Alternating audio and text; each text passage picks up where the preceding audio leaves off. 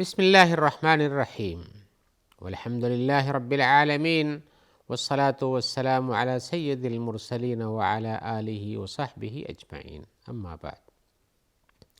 محترم ناظرین کرام، احکام دین کا پروگرام لے کر آیا ہوں۔ آپ کے سوالوں کے جواب کتاب اللہ اور سنت رسول اللہ صلی اللہ علیہ وسلم کی روشنی میں پیش کروں گا۔ لیکن آج قبل اس کے کہ میں نیا سوال پیش کروں، پرانے ایک سوال اور اس کے جواب کی تکمیل کر لیتا ہوں۔ سوال یہ تھا کہ کیا عذاب مرنے کے بعد انسان کے جسم پر ہوتا ہے یا کہ اس کے روح پر ہوتا ہے؟ کوئی انہوں نے بتایا تھا، کچھ لوگ کہتے ہیں کہ یہ عذاب روح پر نہیں ہوتا ہے، صرف جسم پر ہوتا ہے۔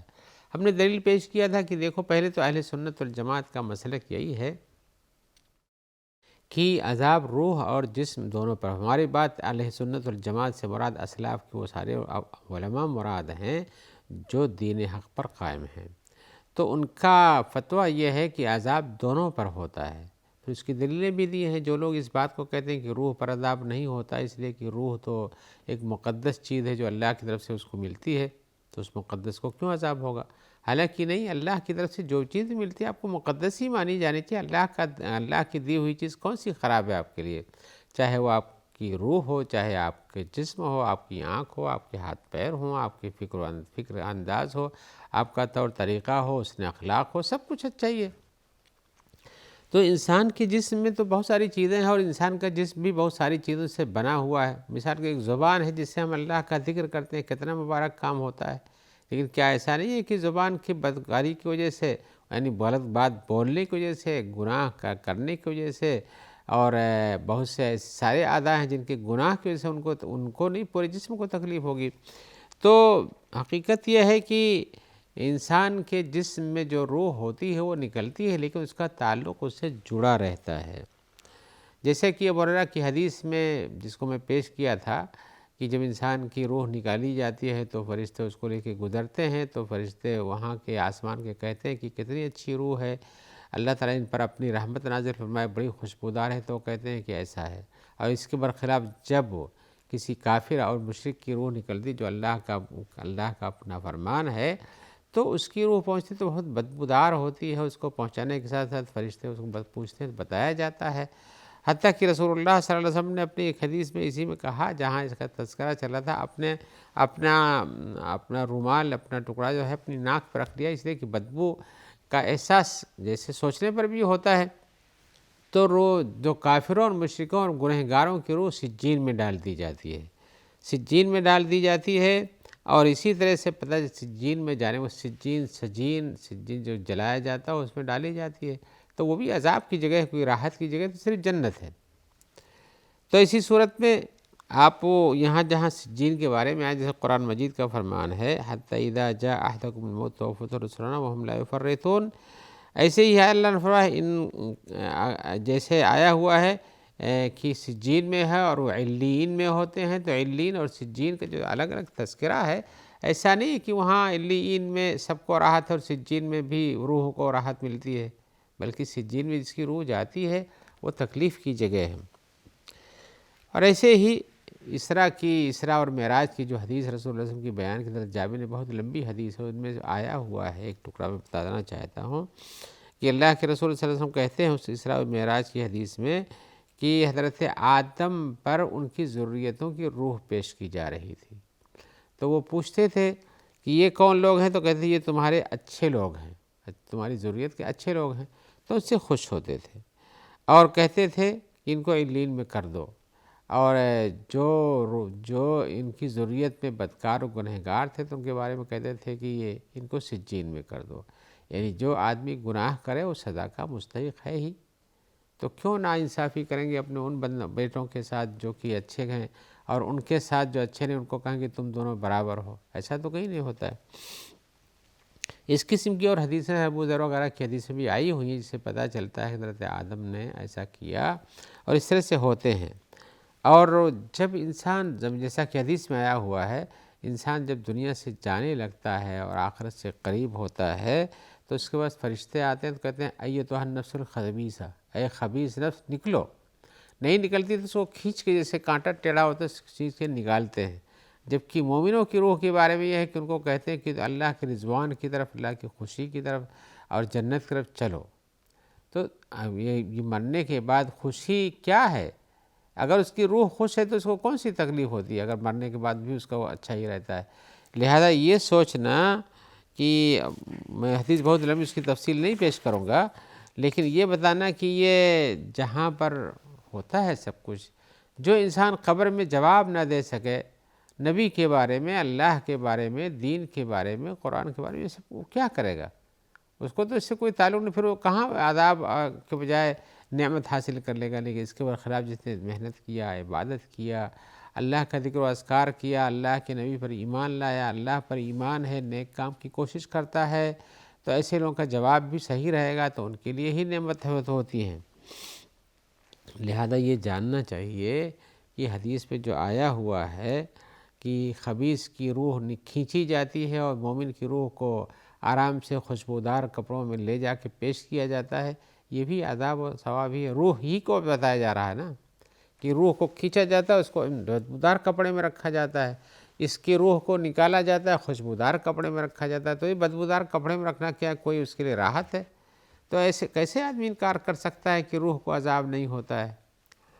اور ویسے بھی اللہ تبارک و تعالی نے جب روح کو بنایا ہے، پیدا کیا، ان کو بھیجا ہے، اور اللہ تعالیٰ ہی جانتے ہیں کس چیز عذاب، انسانوں کو کیا پتہ کہ اس کو نعمت ہو رہی ہے کہ اس کو عذاب ہو رہا ہے؟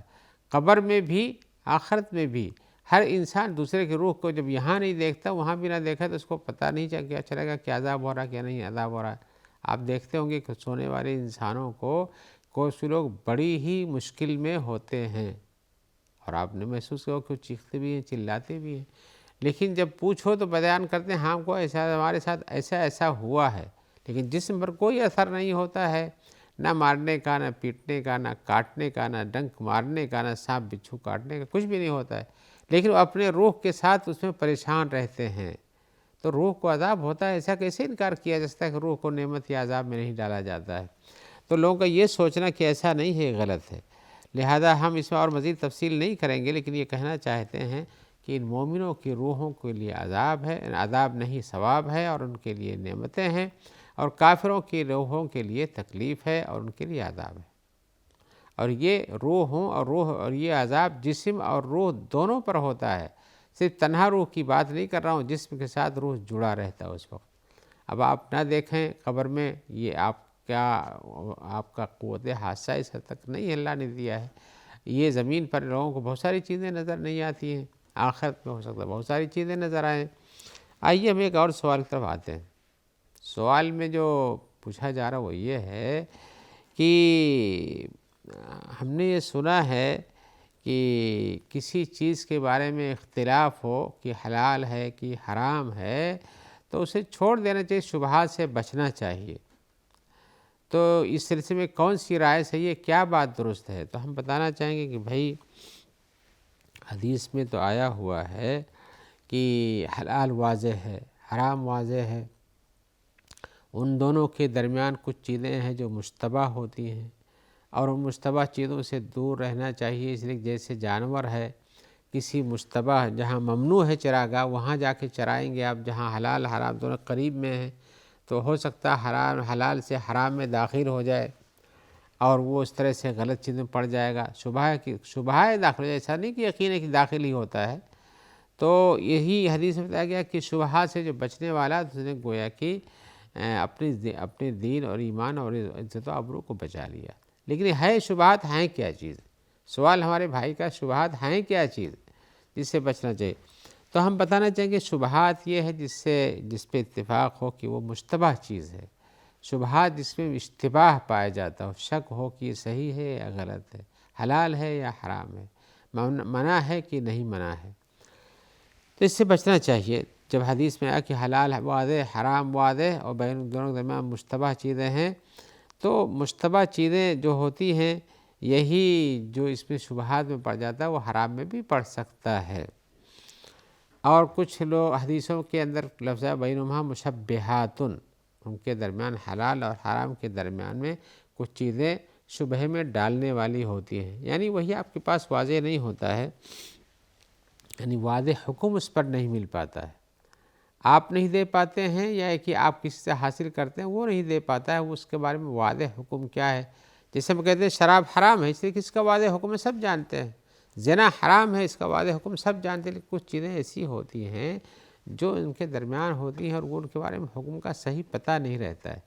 ویسے آپ کہیں صحرا میں جائیں اور کوئی چیز آپ کو مل جائے اور نہ پہچانتے اس چیز کو، تو آپ کو بھی شبہ ہوگا پتہ نہیں یہ حلال ہے کہ یہ حرام ہے۔ تو ایسے شبہات کی چیزیں واقع ہوتی ہیں۔ تو حقیقت میں شریعت میں یا تو خالص حلال چیز ہوتی ہے یا خالص حرام چیز ہوتی ہے، اور کچھ چیزیں ایسی ہوتی ہیں جن کے بارے میں آپ کے پاس حکم شرعی صاف طور پر موجود نہیں ہے، تو آپ کو شبہ ہوتا ہے کہ یہ حلال میں ہے کہ حرام میں ہے۔ یہ مشتبہ چیزیں جن سے بچنے کے لیے حکم دیا گیا ہے۔ اور حدیث میں یہ بھی آیا ہوا ہے یہ مشتبہ چیزوں کے بارے میں، لا یدری کثیر من الناس امن الحلال من الحلال ہی ام من الحرام۔ بہت سے لوگوں کو پتہ نہیں چلتا کہ یہ کام جو ہم کرنے جا رہے ہیں یہ حرام میں سے ہے یا کہ حلال میں سے ہے، وہی مشتبہ ہوا، گویا کہ وہی مشتبہ ہوا۔ تو شبہات سے بچنا یہی تقوی اور پرہیزگاری ہے۔ شبہات سے بچنا یہی تقوی اور پرہیزگاری ہے۔ شبہات میں پڑ جانا انسان کو حلال میں سے چھوڑ کر حرام میں جانے کا راستہ مل جاتا ہے۔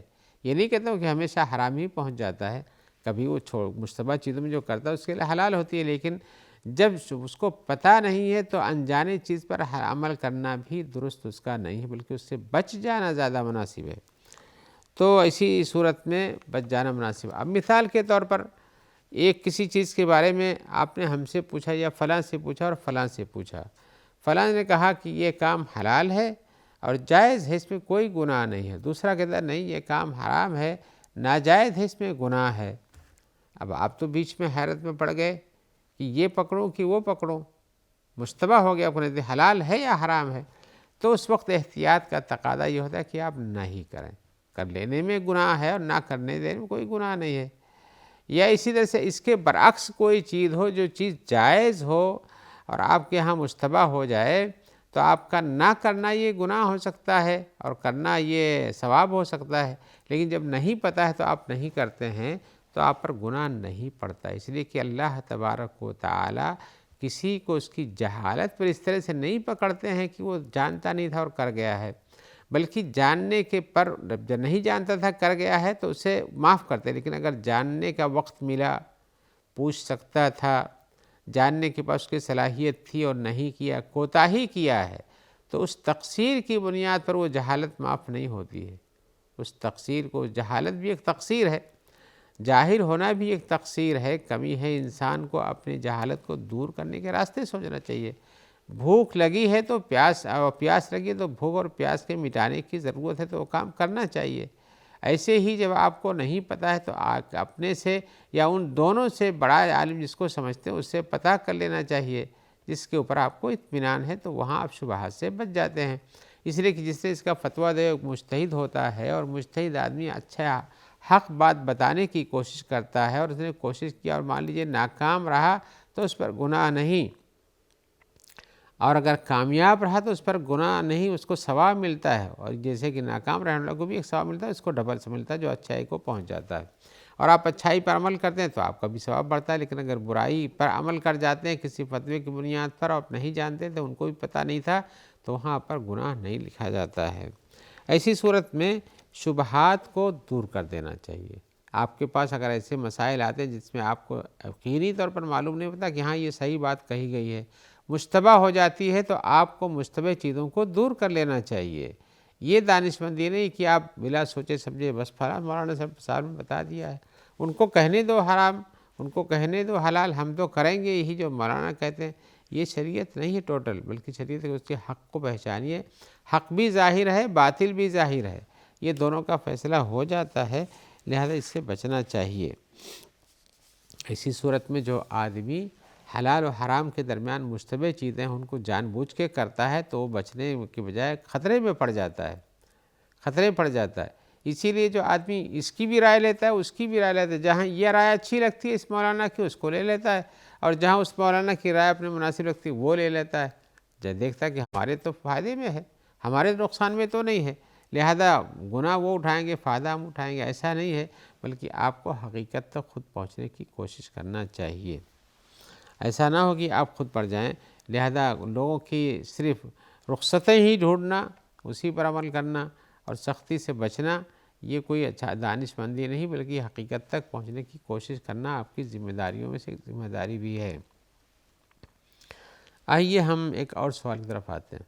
سوال میں پوچھ رہے ہیں کہ کیا وضو کے اندر ہاتھ کو ایک ہی بار میں دھویا جا سکتا ہے؟ اور اسی طرح سے کہتے ہیں کہ کیا اگر وضو چہرے کو بھی ایک ہی بار میں دھویا جا سکتا ہے، یعنی وضو کے اندر؟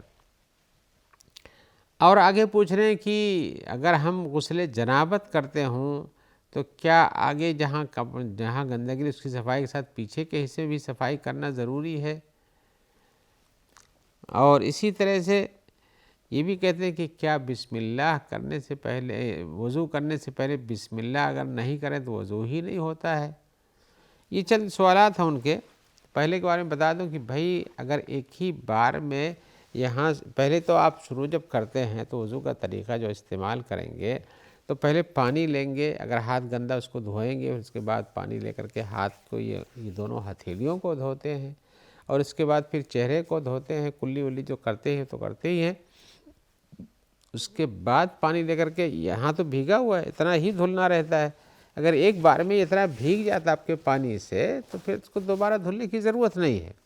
تو ایک بار میں وضو ہوتا ہے۔ رسول اللہ صلی اللہ علیہ وسلم نے ایک بار میں وضو کیا ہے، 2 بار میں بھی وضو کیا ہے، 3 بار میں بھی وضو کیا ہے، لہذا وضو کو 1 بار 2 بار 3 بار میں کرنے سے کچھ فرق نہیں پڑتا ہے۔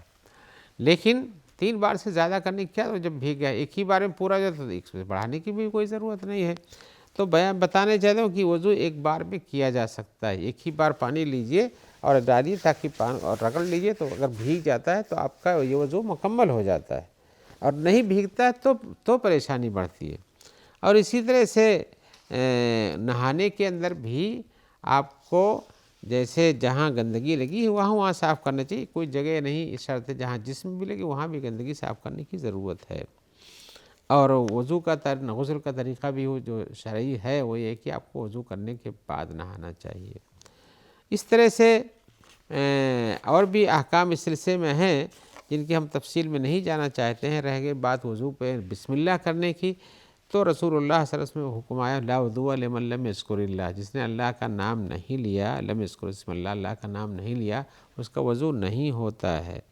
تو ایسی صورت میں یہ حدیث ثابت ہے کہ آپ کو وضو سے پہلے بسم اللہ کرنا چاہیے، اور کسی بھی نیک کام کی شروع بسم اللہ کرنے کی ضرورت ہے، تو وضو تو بہت ہی اچھا کام ہے۔ آئیے اسی جواب کے ساتھ ہم آپ سے رخصت ہونا چاہتے ہیں، یہ امید لے کر کے کہ انشاءاللہ آپ کے سوالات آئیں گے، ان کے جوابات دینے کی کوشش کریں گے۔ دعا گو ہیں کہ اللہ تعالیٰ آپ کو خیر سے رکھے، اور ہمارے جو بھائی آپ تک اور جو بہنیں آپ تک یہاں آپ پروگرام کو پہنچاتے ہیں، اللہ تعالیٰ ان سب کو بھی اپنے عافیت میں رکھے، اور جو مریض ہیں اللہ تعالیٰ ان سب کو شفا دے اور جلدی شفا دے۔ السلام علیکم ورحمۃ اللہ وبرکاتہ۔